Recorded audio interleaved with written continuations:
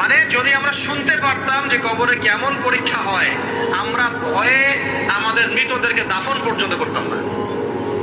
এটা নবীজি বলছেন সাল্লাল্লাহু আলাইহি ওয়াসাল্লাম। তারপরে তারা আসবেন, চোখগুলো হবে নীল এবং কালো পড়ে, নীলাভ চোখের কালো। মুনকার নাকি উঠে বসিয়ে দেওয়া হবে। এবার তিনটা প্রশ্ন। প্রথমে প্রশ্ন হচ্ছে কি, মান রব, তোমার রবকে। তখন মুমিন বান্দা বুক ফুলিয়ে বলবে রব্বি আল্লাহ, আমার রবকে আল্লাহ। পৃথিবীতে যে ব্যক্তি আল্লাহর সাথে শিরিক করে নাই, আল্লাহর তাওহীদের উপর থেকেছে এবং তার উপরে মৃত্যুবরণ করেছে, ইনশাআল্লাহ সে ব্যক্তি এর উত্তর নির্দ্বিধায় দিতে পারবে ইনশাআল্লাহ। আর দুনিয়াতে যে বা যারাই আল্লাহর সাথে শিরক করবে, আল্লাহর সাথে শিরকের পাপে লিপ্ত হবে, ওই অবস্থায় মারা যাবে, তাওহীদের উপর থাকবে না, কোশ্চিন কালেও মান রব্বুক উত্তর দিতে পারবে না। তারপরও প্রশ্ন হয়ে যাবে মা দীনুক, তোমার দিন কি ছিল? মুমিন বান্দা উত্তর দিবে কি, দিন ইয়াল ইসলাম, আমার দিন ছিল ইসলাম। এখানে শুনে রাখেন, পৃথিবীতে যারা ইসলামকে পরিপূর্ণরূপে পালন করবে তারাই এই উত্তর দিতে পারবে ইনশাআল্লাহ। যারা ইসলামকে ঠাট্টা বিদ্রুপের হাসি তামাশার পাত্র বানিয়েছে, মন চাইলে কিছু করি, মন চাইলে কিছু করি না, সহজ করে একটা আমল করি, বাকি কিছুর আমল ধারি না, হ্যাঁ, নামাজ করি, সুদ ছাড়তে পারি না, ঠিক আছে, বছর বছর ওমরা করি, এদিকে ঘুষ দুর্নীতি ছাড়তে পারি না, ইসলামকে ঠাট্টা তামাশার পাত্র বানিয়েছে, এরা কোশ্চিন কালে উত্তর দিতে পারবে না। দিনে পরিপূর্ণরূপে ইসলামে প্রবেশ করতে বলেছেন আল্লাহ রাব্বুল আলামিন। যারা পরিপূর্ণরূপে ইসলামে প্রবেশ করবে এবং ইসলামের প্রতিটা মৌলিক বিধান মেনে চলবে, ইনশাআল্লাহ তারা এর উত্তর দিতে পারবে। এরপরে আসবে তৃতীয় প্রশ্ন। নবী সাল্লাল্লাহু আলাইহি ওয়াসাল্লামকে দেখানো হবে, যখন দেখানো হবে তখন সূর্য যখন ডুবে যায়, যে দৃশ্যটা আমরা দেখতে পারি না, ওই দৃশ্যটা ভেসে উঠবে এবং মুমিন বান্দা অস্থির হয়ে যাবে, বলবে আমাকে ছেড়ে দাও, আমি নামাজ পড়বো। সুবহানাল্লাহ। তার কারণ তার কাছে মনে হবে যে আসরের ওয়াক্ত হয়ে গেছে, আসরের ওয়াক্ত হয়ে গেছে, আসরের ওয়াক্ত চলে যাচ্ছে, আমাকে নামাজ পড়তে হবে। চিন্তা করেছেন? ওই যে একটা হাদিস আছে না, যে 7 শ্রেণীর মানুষকে আল্লাহ রাব্বুল আলামিন আরশের ছায়া দিবেন।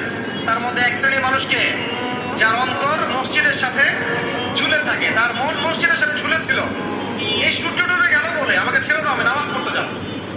তখন ফেরেশতারা বলবেন তোমাকে নামাজ পড়তে দেওয়া হবে, তবে তার আগে তুমি এর উত্তর দাও। কি উত্তর?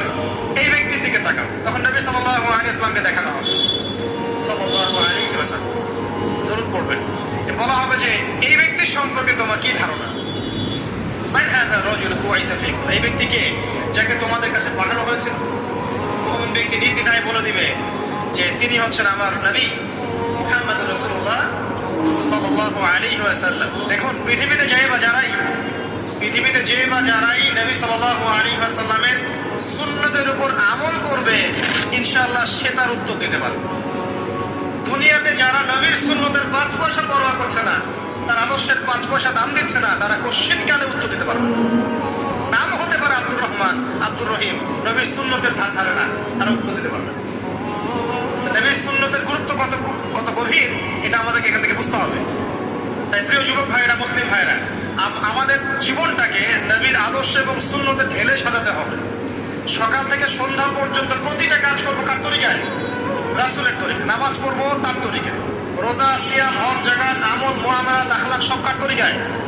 নবী সাল্লাল্লাহু আলাইহি ওয়াসাল্লামের তরিকা অনুযায়ী ইনশাআল্লাহ। আল্লাহ পাক তৌফিক এনায়েত করুন, আমিন। এবার ফেরেশতা দুজন জিজ্ঞাসা করবেন অবাক হয়ে, তুমি কিভাবে এটা জানলে? তুমি কিভাবে এই 3টা প্রশ্নের উত্তর দিতে পারলে? কারণ বেশিরভাগ মানুষ তো উত্তর দিতে পারবে না, বেশিরভাগ মানুষই এই উত্তর দিতে পারবে না। কারণ কিয়ামতের মাঠে 1999 জন মানুষ জাহান্নামে যাবে। তো এটা কঠিন পরীক্ষা।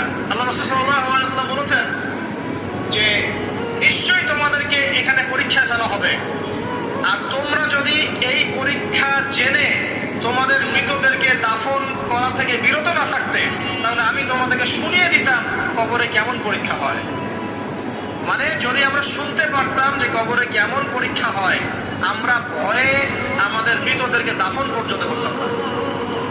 এটা নবীজি বলছেন সাল্লাল্লাহু আলাইহি ওয়াসাল্লাম। তাকে জিজ্ঞাসা করা হবে যে তুমি কিভাবে জানলে এটা?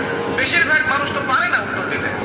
তখন সেই ব্যক্তি বলে বলে বসবে, সেই ব্যক্তি বলবে যে করাত কিতাব আল্লাহ, আমি আল্লাহর কিতাব এই কোরআন পড়েছি।